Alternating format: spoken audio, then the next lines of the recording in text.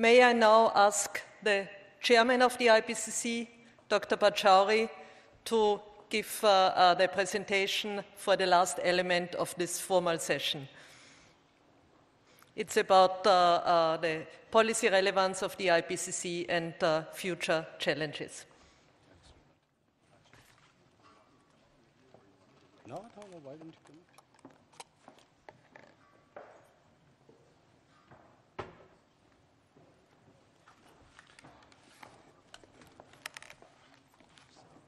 Sure.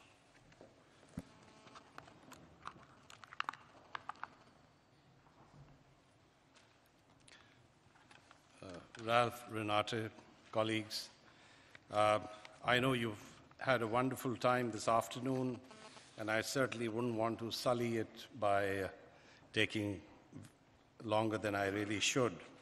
I also know that the translators have limited time, and I'd request them to bear with us. I shall try to go through what I want to place before you as something that I hope will stimulate discussion in the next few days and hopefully also help in creating some solutions that would make the IPCC perhaps even more relevant in the future than it's been in the past. I think we've already spent a lot of time focusing on the future. For the past 8 or 9 months, we have been discussing what the future of the IPCC should be, what its activities and its plans should really cover. And I think in the Budapest plenary, a number of very vital decisions were taken. We've decided to go ahead with the 5th assessment report, which it was decided should be completed by 2014.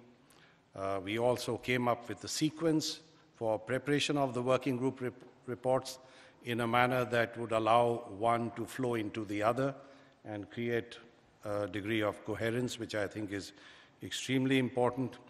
Earlier, we've also decided on how we might deal with new scenarios that would essentially be the basis of the 5th assessment report.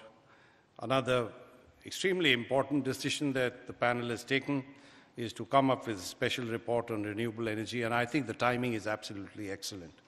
There is every reason to believe that the relevance of renewables is going to be enhanced enormously in the coming few years. Now, we are really poised at this moment, which is, if I may say so, a moment of glory for the IPCC, 20 years of remarkable record of service and activity, the grant of the Nobel Peace Prize, which was shared between Mr. Al Gore and the IPCC. And therefore, I think this should also be a moment of humility when we should see ourselves against the gigantic expectations that the world is obviously going to create and which we would have to meet in the coming future. And therefore, I think we should ask in a very humble manner how we might be able to serve global society better and more effectively. There are several questions that arise as a result to which I think we need answers. We know that the 5 or 6 year cycle for carrying out a comprehensive assessment, as we've been doing in the past, is in some sense sacrosanct, because this is inherent in the procedure, the manner in which we carry out a complete assessment, and I don't think one can really reduce that in any way, even though there may be demands, there may be expectations that we come up with updates from time to time. But the panel has very rightly, and after a great deal of careful deliberation, decided on the 5th assessment report, which would stretch, as I mentioned earlier, to the year 2014.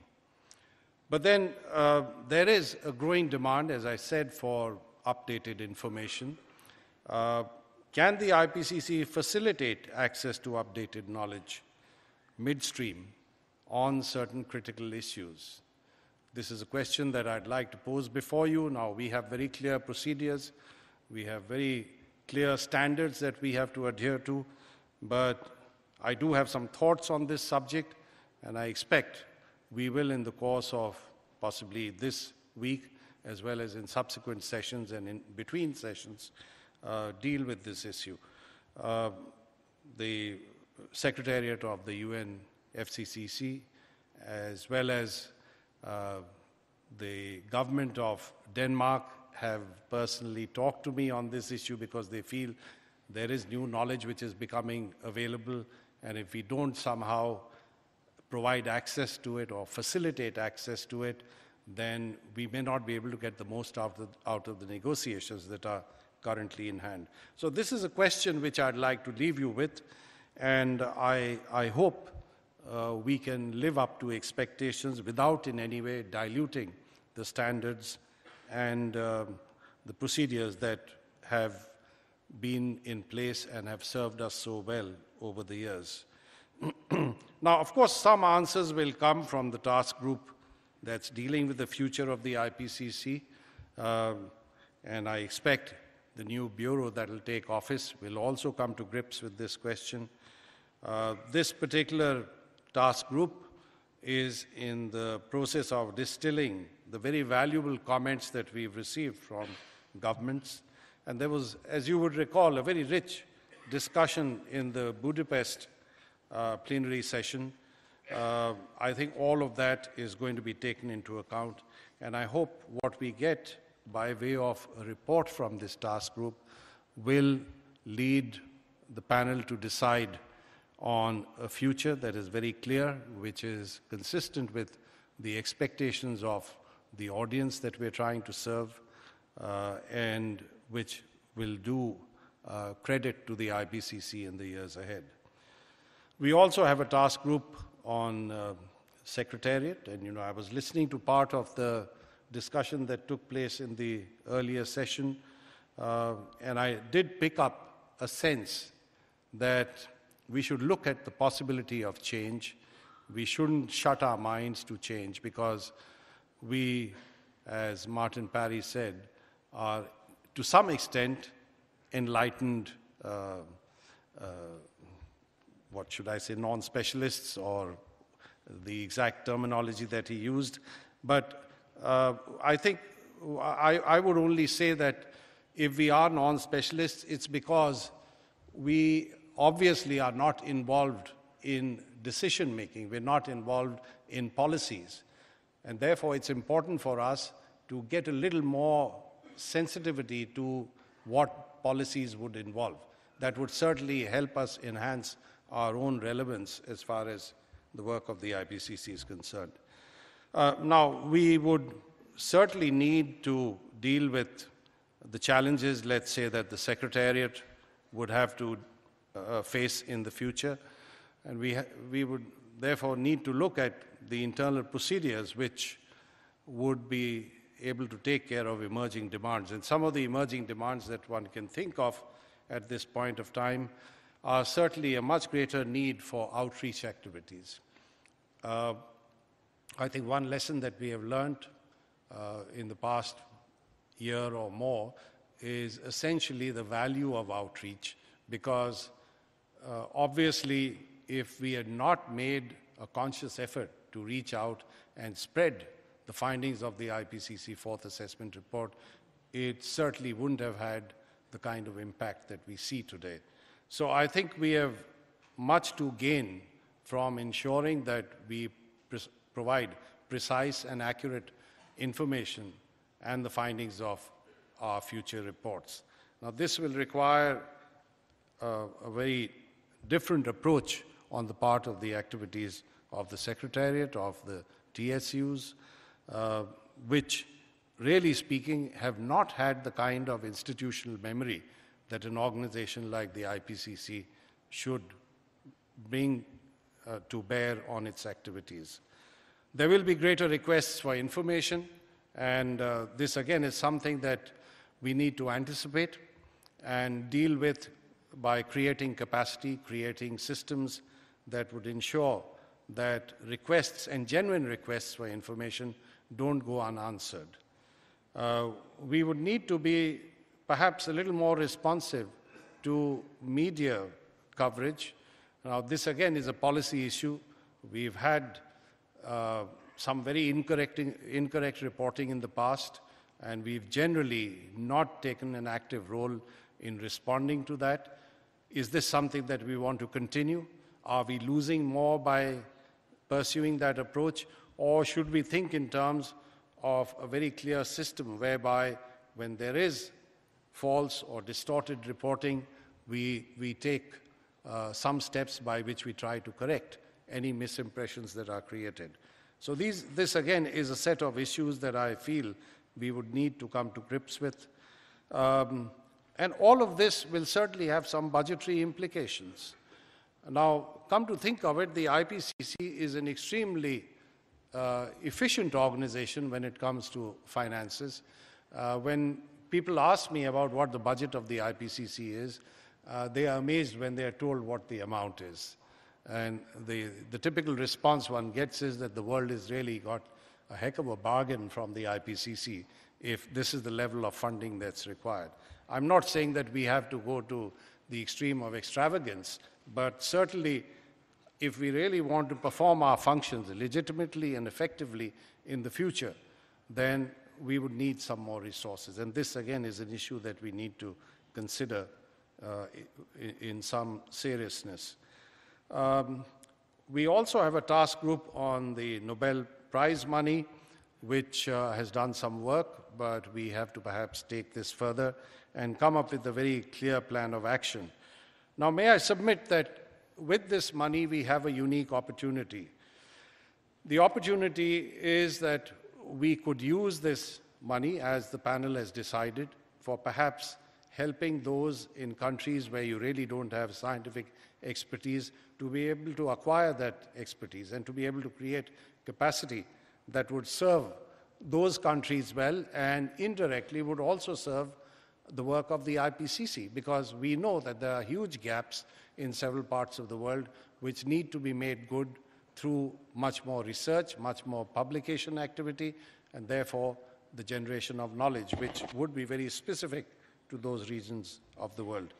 Today, I think there's a great deal of goodwill for the IPCC. So if we were to use this fund that we have to start with and add to it by seeking support from the right kinds of organizations, I think we can create an ongoing activity and some kind of a revolving fund which essentially would help to meet the deficiency in research activities and generation of knowledge in several parts of the world. And I want to give the example of the AIACC, which I think produced some pretty good research outputs which actually have helped the fourth assessment report. And therefore, we probably need to learn from that experience. There are some positive, largely positive, perhaps some negative experiences as well, and we should build that into our plans so that we're able to meet the objectives that the panel has decided on in the Budapest meeting in an effective and a smooth manner. Now, finally, as far as the content of our assessments is concerned, I would only like to highlight one set of issues which I think are going to be increasingly important in the future. And this relates to the socio-economic aspects of assessment of capitalism. This is clearly within our terms of reference. The IPCC has done a very good job, an increasingly good job, I would say, in dealing with these socio-economic implications. But given the demands for information that are required in this context and the gaps that exist, we really have to do much more. We would therefore have to carry out a much more comprehensive assessment of the impacts of capitalism, where obviously merely looking at the biophysical aspects is not going to be enough. We would need to focus on what the implications would be for society. And you know, there again, there is the issue of the policy relevance of what we do. For a policy maker, while the biophysical and other aspects are, of course, extremely important, a policymaker would want to know how society would be impacted by what's going to happen with climate change in the future.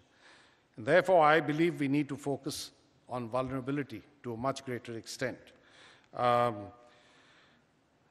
I think by focusing on vulnerability, we would probably be able to provide much better information for the negotiating community and the conferences of the parties, by which perhaps they would be able to come to much better grips with Article 2 of the Convention. Because the borderline between vulnerability and dangerous is something which cannot be defined easily, and therefore if we were able to come up with a very clear assessment of those regions, those locations, and those communities in the world that are going to become increasingly vulnerable, and if we were to place some clarity in terms of the extent of that vulnerability, then I think it would certainly help in defining what would represent a dangerous level of anthropogenic interference with the capital system.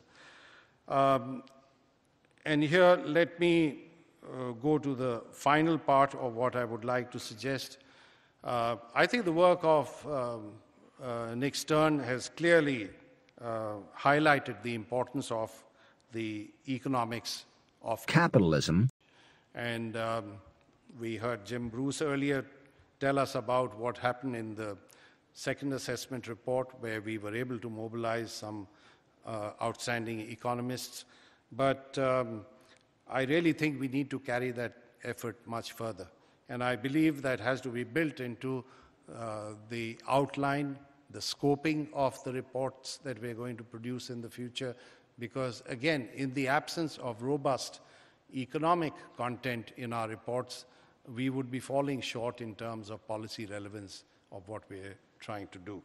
So what I would say is that we have a number of challenges ahead, and given the fact that the IPCC has always risen to the occasion, and also given the fact that we would have to deal with much larger expectations in the future, we really have a great deal to do, and I'm sure we'll succeed. Thank you very much.